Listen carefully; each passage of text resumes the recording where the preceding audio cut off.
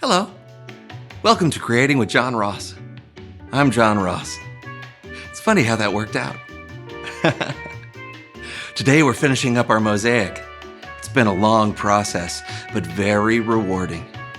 We'll take one of our happy little circles here and give it a little pat. Thank you, little circle. You're going to bring joy to so many people. What's that, little circle? You're saying you're glad you're not a square? I'm glad you're not a square either, because then you'd be useless. We're going to place you right here, little friend. Oh, don't you look cheerful? A cheerful little circle. Now I think you just need a couple more friends, and we'll be all finished. Hi. How are you?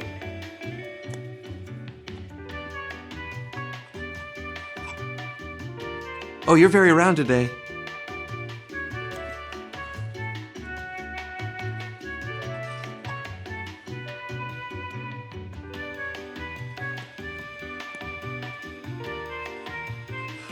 One more.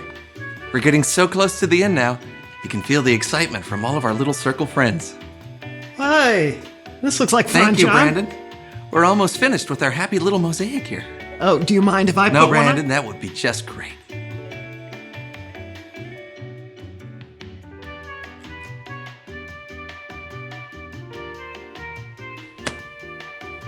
There. That looks happy.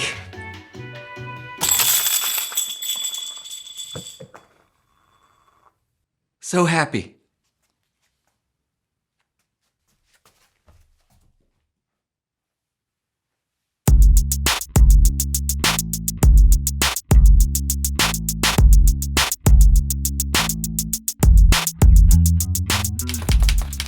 Glimpses of Me by John. It was an ordinary day. I was about to do another episode of the So-and-So Show when Brandon walked in the door. Hey, John. Sorry I'm late. How's it going? Whoa! What? Well, I literally just typed, Brandon walked in, and then you walked in. Oh. Now, what are you doing? You writing a book? Oh, well, maybe. We'll see where it goes. Hey, you should write a mystery. Mysteries always do well. That's a great idea. Yes. You know what? I'll write one of those classic mysteries, you know, from the 1940s. You know, something a little more old, you know, so that it... Brandon? Okay. It was a dark and stormy night. Whoa. Brandon walked in through the door. Hiya, John. What's cracking? He took one step and tripped on a roller skate. What? What are you talking about? What? What in the world? Who put this there? Why, I oughta.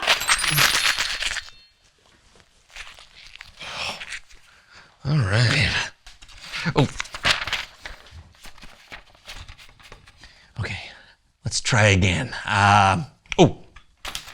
Brandon walked in through the door holding a freshly baked cake. Hey, John. I baked you a cake. Here you go. Oh, thank you. Uh-huh. Mm-hmm. Oh, my goodness. What kind of cake is that? It's coconut. Don't you like it? No, thanks. Man, now what am I going to do with all this cake?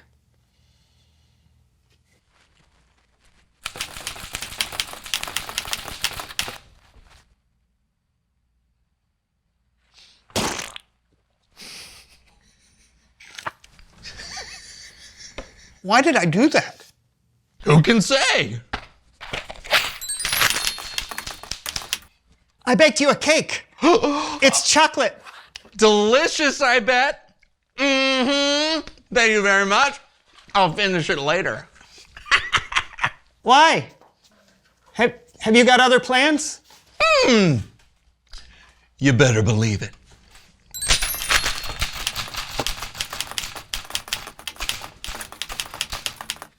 I would do anything for John, like buy him chips and other snacks.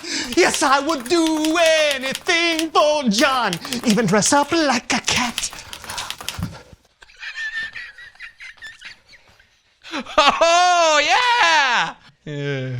No. Meow. Yep. We got you. Enough of that. I don't know about you, John, but I am exhausted, and I have no idea why.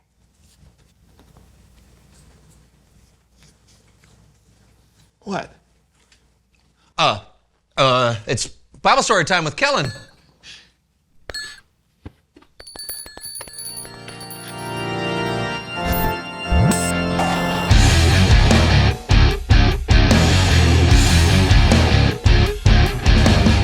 You guys have had an interesting day. Not really. Haven't done much. What have we done?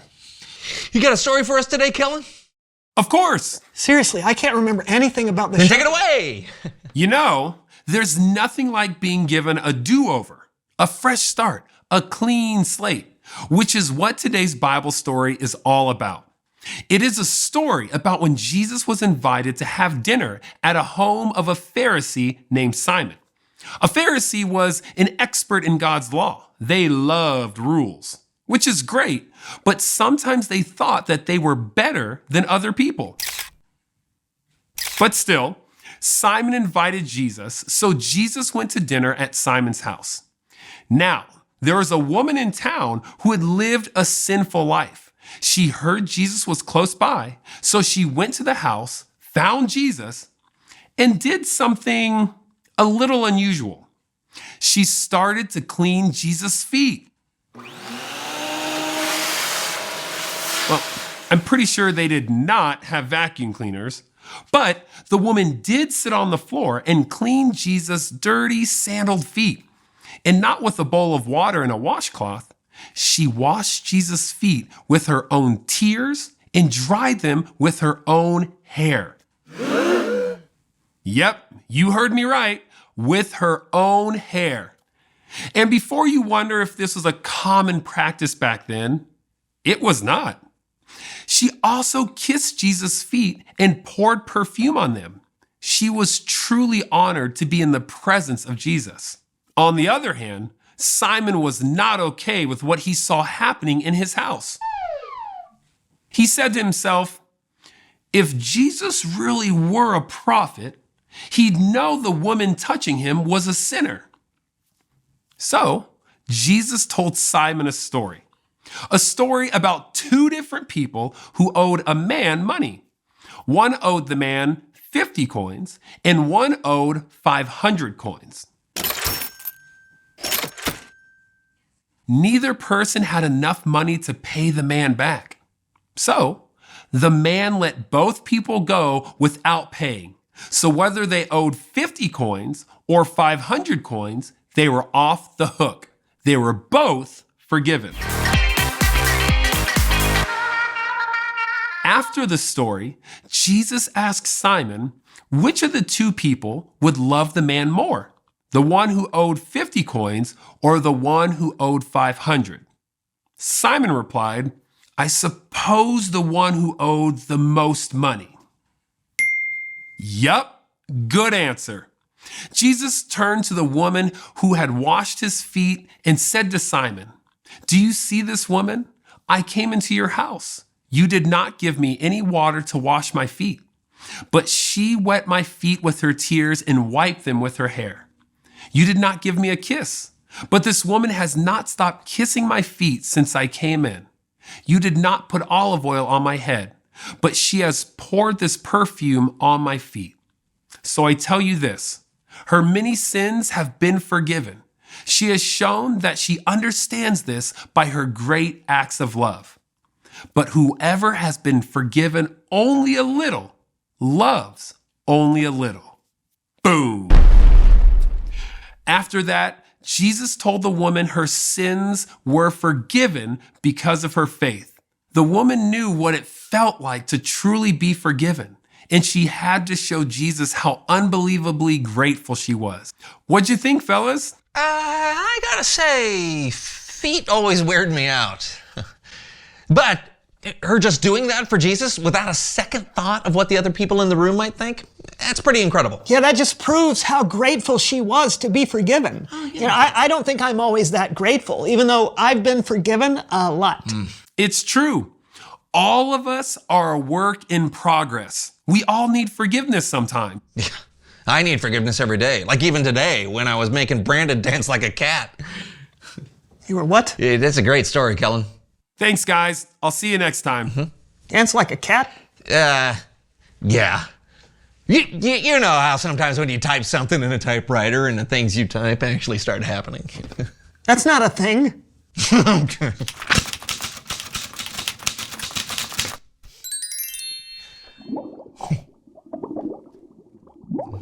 What? Reveal the question. Oh, hey, the question is, what does it feel like to be forgiven? Let's find out. Brandon, do you forgive me for having a little fun at your expense today? So weird. Yeah, I forgive you. It feels good. Totally. When you have something hanging over your head that you know you should ask forgiveness for, it really does weigh you down. And when that weight is lifted, it's an incredible feeling. Yeah, all of us should know what it feels like to be forgiven. When Jesus died on the cross, he paid the price for all of our sins. So be grateful for how loving and how forgiving God is. Yeah, and we'll see you next week for a brand new show. Let me see that thing. Uh-oh.